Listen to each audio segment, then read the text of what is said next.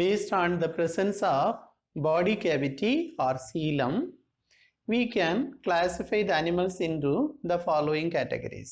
அதில் முதல்ல உடற்குழி, சீலம் அல்லது பாடி கேவிட்டி. வாட் இட் மீன்ஸ், அதாவது பொதுவாக இந்த உடற்குழி எப்போ உருவாகுது அப்படின்னு கேட்டால் டூரிங் த எம்ப்ரியானிக் டெவலப்மெண்ட், கரு வளர்ச்சியின் போதே, கரு வளரும் போதே உடற்குழி உருவாகிறது. அப்போ இந்த கரு வளரும்போ முன்னாடி நான் ஒன்று சொல்லியிருக்கேன், அதாவது விந்து செல் அண்ட செல் சேர்ந்து சைகோட் உண்டாகி அதில் மொருலா அப்படிங்கிற ஒரு நிலை வந்தது. அதுக்கு பிறகு ஓரடுக்கு கொண்ட கருக்கோளம் உண்டாகும். அடுத்து 2 அல்லது 3 அடுக்கு, அதாவது எக்ட்ரோடாம் என்ட்ரோடாம் புறப்படை அகப்படை இருந்துன்னா அதுக்கு பேர் ஈரடுக்கு உயிரிகள் அல்லது டிப்ளோபிளாஸ்டிக் அனிமல்ஸ் அப்படின்னு படிச்சிருக்கோம். Ectrodam, endrodam and mesodam, 3 layers. If 3 germinal layers are formed in an animal during the embryonic development, that is called a triploblastic animal அல்லது மூவடுக்கு உயிரிகள் அப்படிங்கிறதையும் சொல்லியிருக்கோம். இப்போ உடற்குழி, பாடி சீலம் அப்படின்னா என்ன, அதாவது அந்த கரு அடுக்குல புறச்சுவர் வெளிச்சுவர் இருக்கும். அந்த உடம்புக்கு நடுவுலோடு என்ன போகும் அப்படின்னா குடல் பாதை தான் போகும். அப்போ அந்த குடலை சுற்றி இருக்கக்கூடிய அடுக்கு தான் பொதுவாக என்ட்ரோடாம் அல்லது அக அடுக்கு. நமக்கு புஸ்தகத்தில் கொடுத்துருக்க படத்துல மஞ்சள் நிறத்துல ஒரு அடுக்கு கொடுத்துருப்பாங்க, அது அக அடுக்கு அல்லது என்ட்ரோடாம். வெளியில லைட் ப்ளூ கலர்ல ஒரு அடுக்கு செல் இருக்கும், அது எக்ட்ரோடாம் அல்லது புற அடுக்கு அல்லது புறப்படை அப்படின்னு பேரு.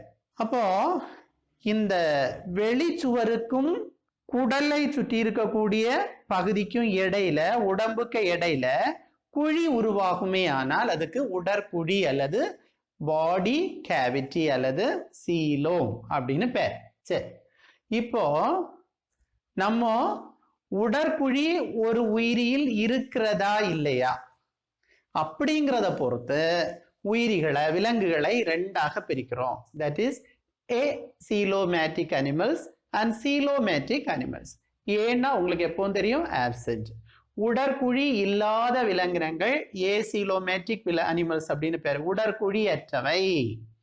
இங்க சீலோமேட்டிக் அனிமல்ஸ் அல்லது உடற்குழி உடையவை அப்படி 2ஆ பிரிக்கும். ஒரு 3 படம் வருது, இந்த 3 படத்திலையும் நீங்க பார்த்துடுங்க. வெளியில லைட் ப்ளூல ஒரு அடுக்கு இருக்கும், அதுக்கு பேரு எக்ட்ரோடாம். உள்ள கட் அல்லது குடல் சுவரை சுற்றி ஒரு மஞ்சள், லைட் மஞ்சள் நிறத்துல ஒரு அடுக்கு இருக்கும், அதுக்கு பேர் என்ட்ரோடாம் அல்லது அக அடுக்கு அல்லது அகப்படை.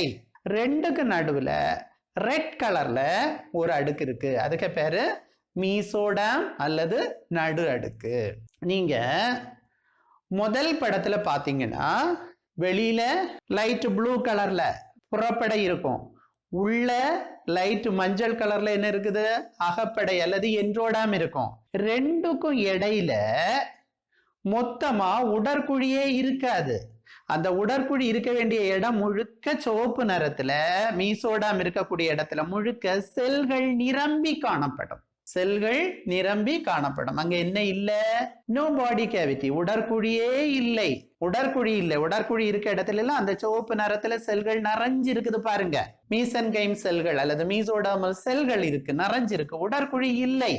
அதனால அது ஏசீலோமேட்டிக் அனிமல்ஸ், உடற்குழியற்றது அப்படின்னு பேர். எடுத்துக்காட்டு பிளாட்டி ஹெல்மின்தஸ், தட்டைப்புழு உடற்குழியற்றது.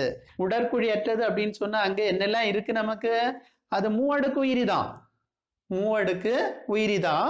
அந்த மூவடுக்கு உயிரின்னா புறப்படை, அகப்படை, நடுப்படை இருக்கு, ஆனா உடற்குழி இல்லை. So platyhelminthes that belongs to acoelomatic animal. Acoelo உடற்குழி அற்றதில் தட்டைப்புழுக்கள் சாரும்.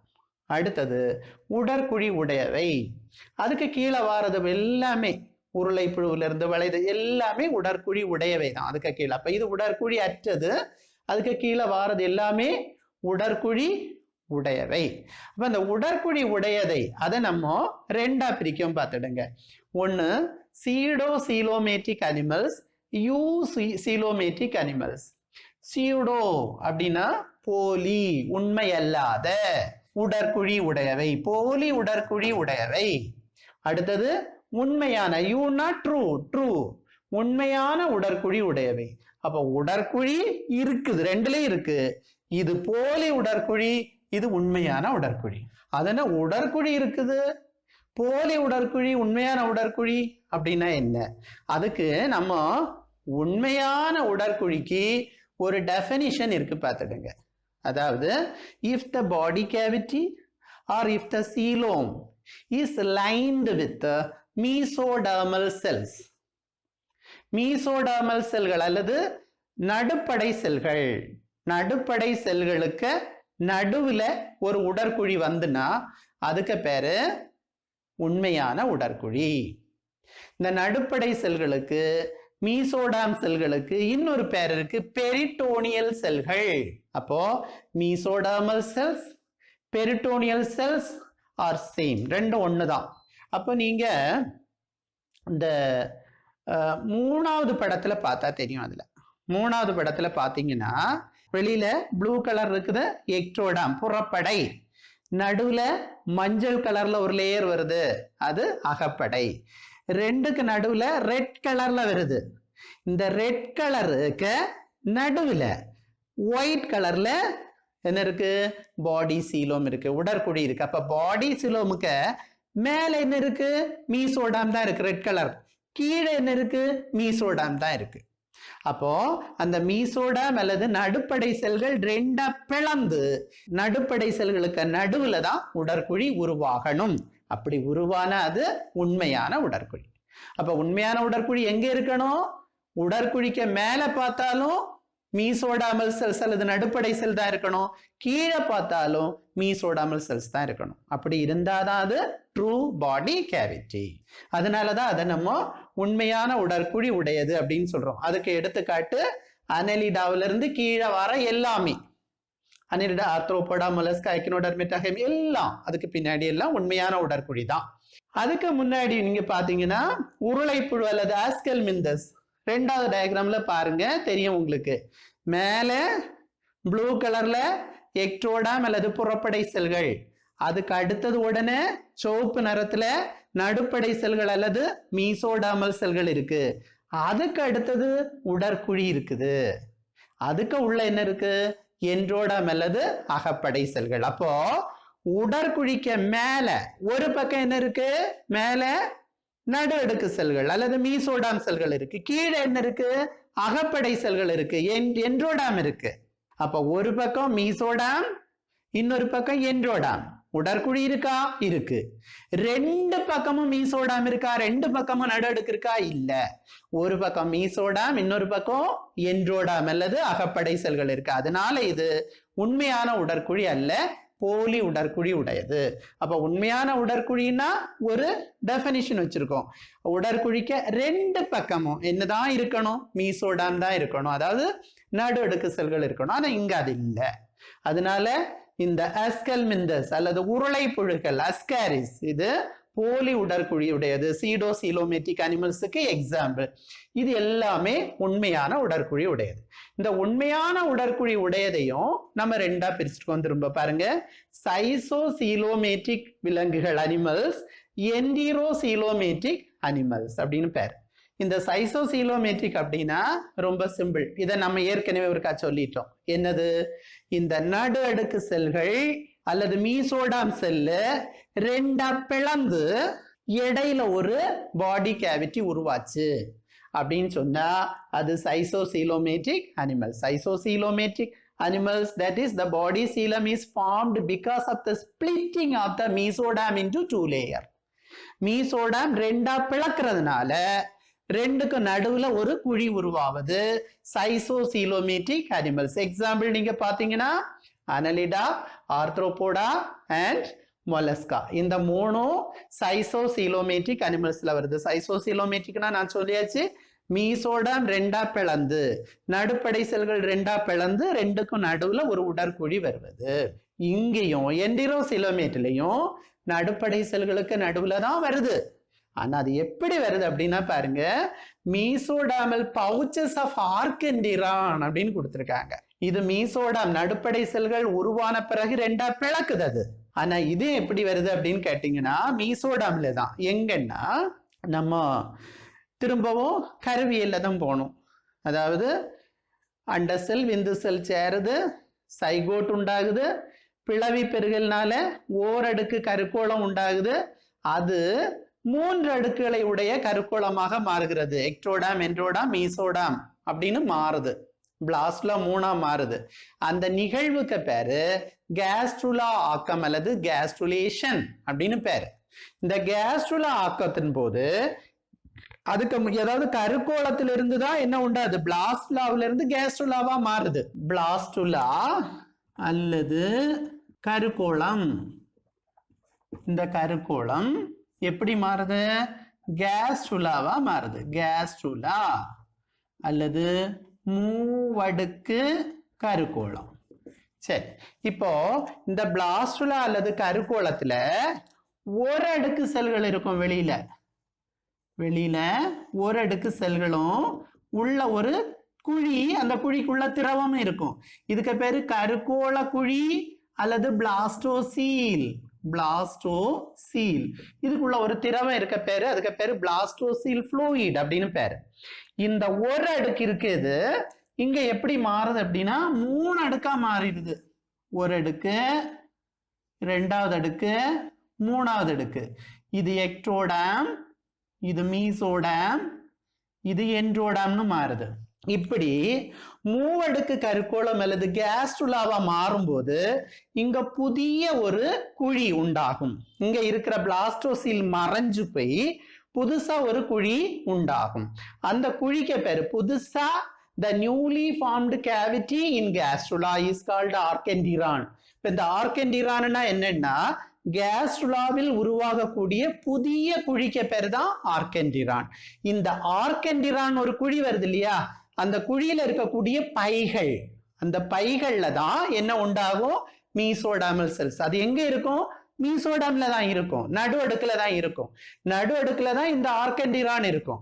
அந்த ஆர்கென்டிரான்ல இருக்கக்கூடிய பவுச்சஸ் அல்லது பைகளில் இருந்து இந்த நடுப்படை செல்கள் அல்லது மீசோடாம் செல்ஸ் உருவாகுது. பாடி கேவிட்டி மீசோடாமுக்கு நடுவுல தான், இதே மாதிரி தான். ஆனா அதுக்கு ஆரிஜின், அது உருவாகிற இடம் எங்கன்னா ஆர்கென்டிரான்ல இருந்து, ஆர்கென்டிரான் பையில இருந்து உருவாகுது. இது 2ஆ பிளந்து உண்டாகுது. அது அந்த பையில இருந்து அந்த குழி உண்டாகுது. எந்த பை, ஆர்கென்டிரான். ஆர்கென்டிரான் என்ன, மூவடுக்கு கருக்கோளத்தில் உருவாகக்கூடிய புதிய குழிக்கு பேரு ஆர்கென்டிரான். The newly formed cavity in gastrula is known as ஆர்கென்டிரான். அப்படி உருவாகிறதுனால அதுக்கு பேரு என்டிரோசீலோமேட்டிக் அனிமல்ஸ். அது இதுவரை நம்ம இந்த அனலிட், ஆர்த்ரோபோட், மொலஸ்க் இந்த 3ஐயும் நம்ம எதுல பார்த்தோம், சைசோசீலோமேட்டிக் பார்த்தோம் பாத்தீங்களா. அதுக்கு பிறகு இருக்கக்கூடியது எக்கினோடாம், ஹெமிகார்டேட்டா, கார்டேட்டா எல்லாமே என்டிரோசீலோமேட்டிக் அனிமல்ஸ்ல வரக்கூடிய. அப்போ இப்போ பாடி கேவிட்டியை வச்சு உடற்குழி இல்லாதது, உடற்குழி உடையது. அதுல போலி உடற்குழி, உண்மையான உடற்குழி. உண்மையான உடற்குழின்னா மீசோடாமுக்கு நடுவுல தான் இருக்கும். அதை 2ஆ பிரிக்கும். மீசோடாம் 2ஆ பிரிஞ்சு உடற்குழி வந்துன்னா சைசோசீலோமேட்டிக். அந்த பிரிஞ்சு வரக்கூடிய உடற்குழி கேஸ்ட்ருலால உள்ள ஆர்கென்டிரானுக்கு பைகள்ல இருந்து உருவாச்சுன்னா அதுக்கு பேரு என்டிரோசீலோமேட்டிக் அனிமல்ஸ். அப்ப இவ்வளவுதான் இந்த உடற்குழியை பற்றி இருக்கக்கூடியது. அடுத்தது செக்மெண்டேஷன். விலங்குகளை வகைப்படுத்தும் போது நம்ம கவனத்தில் எடுக்க உள்ள வேற 2 பண்புகள், செக்மெண்டேஷன் அண்ட் நோட்டோகார்ட், கண்டமாக்கம் மற்றும் முதுகுநாள். இப்போ அதுல கண்டங்கள், உடலின் பகுதிகள், ஒரு விலங்கின் உடலில் கண்டங்கள், செக்மெண்ட்ஸ் இருந்தால் அது கண்டங்கள் உடைய விலங்கினங்கள். இதுல நீங்க பாத்தீங்கன்னா போரிஃபெரா, துளை உடலி, ஸ்பாஞ்சில்லா, என்ன கண்டம் இருக்க போச்சு, ஒரு கண்டமும் இல்லைங்க. குழி உடலிகள், ஹைட்ரா, கடற்சாமந்தி, கண்டங்கள் இல்லை. டீனோபோரா, சீப்பு ஜெல்லிஃபிஷ், அங்க என்ன கிடையாது, கண்டங்கள் கிடையாது. தட்டை புழுவிலையும் கண்டங்கள் கிடையாது. அப்போ உருளைப்புழு, அஸ்காரிஸ், வயத்துல இருக்கிற அஸ்காரிஸ் புழு, உருளைப்புழு, அதுலயும் கண்டங்கள் இல்லை. அப்போ முதல்ல 1ல இருந்து போரிஃபெரா, நைடேரியா, டீனோபோரா, பிளாட்டிகல்மிந்தஸ், சஸ்கல்மிந்தஸ் இவ்வளவு விலங்கினங்கள்லையும் எந்த கண்டங்களும் கிடையாது. அடுத்தது பாருங்க, அனலிட்ஸ் அல்லது வளை தசை புழுக்கள். எக்ஸாம்பிள் எர்த்துவா, மண்புழு. மண்புழுவில் நீங்க பார்த்தீங்கன்னா ரொம்ப கிளியர், இந்த டெஃபினிஷன் மண்புழுவுக்கு தான் ரொம்ப பொருந்தும் பாருங்க. இன் சம் அனிமல்ஸ், நம்ம இன் எர்த்துவாம் அப்படியே சொல்லிடலாம். The body is externally and internally divided into series of repeated units called segments. மண்புழுவின் புறத்திலையும் பிரிவுகள் இருக்கு பாருங்க, கண்டங்களா பிரிவுகள் இருக்கு. உள்ள பிரிஞ்சிருக்கா? பிரிஞ்சிருக்கு. So both externally and internally, the body is divided into a series of repeated units called the segments with a serial repetition of some organs. அதாவது ஒவ்வொரு கண்டத்திலையும் இருக்கக்கூடிய உறுப்புகள் கூட இந்த கண்டத்தில் உள்ளது அடுத்த கண்டத்தில் இருக்கும். இதை தான் நம்ம மெட்டாமெரிசம் அல்லது ஒத்த கண்ட அமைப்பு அப்படின்னு சொல்லுவோம். மண்புழுவில் மெட்டாமெரிசம் அப்படின்னு சொன்னாக்கி the body is divided into many segments and all the segments are identical. That's why it is called a metamerism. Metameric animal அப்படின்னு நம்ம சொல்லுவோம். அப்போ உள்ளேயும் வெளியையும் உடல் கண்டங்களாக பிரிக்கப்பட்டிருப்பது கண்டமாக்கம் அப்படின்னு பேரு. அப்ப இந்த கண்டமாக்கம் ரொம்ப கரெக்டா எதுல இருக்கு? வளை தசை புழுக்கள் அனலிட்ஸ்ல மட்டும்தான் இருக்கு, மண்புழுவில் இருக்குது. இப்ப இதுவரை கண்டங்கள் இல்லை, இதுல நல்ல கண்டம் இருக்கு. அடுத்தது பாருங்க, ஆர்த்ரோபோடா கணுக்காலி கரப்பான் பூச்சி எடுங்களேன். வெளியில பார்த்தாக்கி உடம்புல கண்டங்கள் இருக்கும், ஆனா உள்ள உடல் கண்டங்களாக பிரிக்கப்பட்டிருக்காது. உள்ள உறுப்பு மண்டலங்கள் அங்க இருக்கும். வெளியில மட்டும் அதனுடைய வயிற்றுப்புற பகுதியில நம்ம அந்த இறக்கைகளை கொஞ்சம் எடுத்துட்டு பார்த்தோம்னா வயிற்றுப்புறத்துல கண்டங்கள் தெரியும், வெளியில மட்டும், உள்ள இல்ல. அப்ப இங்க வெளியையும் உள்ளேயும் இருக்கு. எதுல? வளை தசை புழுக்கள் அனலிட்ஸ்ல. ஆனா கணுக்காலிகள்ல வெளிப்புறத்துல மட்டும் கண்டம் இருக்கும், உள்ள எந்த கண்டங்களும் இருக்காது. அதுக்கு கீழே எதுலையுமே கண்டங்கள் இருப்பதில்லை. அவ்வளவுதான் கண்டங்களை பற்றியது. அடுத்தது முதுகுநான், கார்டேட்ஸ் அப்படின்றது முதுகுநான் உடையவை. முதுகுநான் உடையவை அப்படின்னு சொன்னோம்னா a cord like structure, ஒரு நான் போன்ற அமைப்பு அந்த உயிரினுடைய கரு வளர்ச்சியிலிருந்து தொடங்கி அது இறுதியாக வளருவது வரை ஏதாவது ஒரு நிலையில் ஒரு நான் போன்ற அமைப்பு காணப்பட்டால், ஒருவேளை கரு வளர்ச்சியின் போது அந்த கார்டு அல்லது நான் உருவாகிட்டு பிறகு மறைஞ்சு போயிரும். பொதுவாக அந்த உயிரினுடைய ஏதாவது ஒரு வாழ்க்கை நிலையில் at any level if cord is present in its body, that is known as cardates. அப்ப ஏதாவது ஒரு நிலையில முதுகு பகுதியில நான் இருந்துச்சு அப்படின்னு சொன்னா அதை முதுகு நான் உடையவை அல்லது கார்டேட்ஸ் அப்படின்னு சொல்லுவோம். பொதுவா இந்த முதுகு நான் எந்த அடுக்கில் இருந்து தோன்றுகிறது? நம்ம முதல்ல படிச்சோம், கருவளர்ச்சியின் போது விலங்குகளுக்கு புற அடுக்கிலிருந்து சில உறுப்புகள் உருவாகும், நடு அடுக்கிலிருந்து சில உறுப்புகள், ஆக அடுக்கிலிருந்து சில உறுப்புகள் உருவாகும் அப்படிங்கிறத நம்ம பார்த்தோம். அப்ப அதுல இந்த முதுகுநான் அப்படிங்கிறது நடு அடுக்கில் இருந்து தோன்றுவது, மீசோடாமில இருந்து தோன்றுவது அப்படின்னு பாக்குறோம். அப்போ தன்னுடைய வாழ்க்கையில் ஏதாவது ஒரு நிலையில் நான் கார்டு இருந்துன்னா அதுக்கு முதுகுநானுடையவை கார்டேட்ஸ்னு பேரு. எப்பவுமே முதுகுநான் இல்லாமல் இருப்பது நான் கார்டேட்ஸ் அல்லது முதுகுநான் அற்றவை அப்படின்னு பேரு. முதுகுநான் இல்லாதது எதெல்லாம்? போரிஃபெராவிலிருந்து ஹெமிகார்டேட்டா வர இவ்வளவுக்கு என்ன கிடையாது? முதுகுநான் கிடையாது. அதுக்கு அந்த பக்கம் உள்ளது எல்லாத்துக்குமே முதுகுநான் உண்டு. அதாவது செஃபாலோகார்டேட், யூரோகார்டேட், வெர்டிபிரேட்ஸ் எல்லாத்துக்கும் முதுகுநான் இருக்கக்கூடியதான். பிசஸ் டு மெமாலியா அப்படின்னு பாக்குறோம், அது முதுகுநான் உடையது. மற்ற எல்லாம் முதுகுநான் கிடையாது. இப்ப இந்த 10க்கும் முதுகுநான் இல்லை, அந்த பக்கம் உள்ளதுக்கெல்லாம் முதுகுநான் இருக்கும். அந்த முதுகுநான் முழுக்க இருக்கிறது இங்க இருந்துதான். எங்க மீன்களுக்கு இங்கதான் முதுகுநான் முழுக்க இருக்கும். இங்க நீங்க பாருங்க, யூரோகார்டேட், செஃபாலோகார்டேட் அதனுடைய வாழ்க்கை சுழற்சியில வால்ல ஒரு பகுதியில இருக்கும், சிலதுக்கு தலையில மட்டும் இருக்கும், முழுக்க இருப்பதில்லை. ஆனாலும் நான் இருக்குது அங்க. அது எல்லாமே முதுகுநான் உடையது, இது முதுகுநான் அற்றது அப்படின்னு பாக்குறோம்.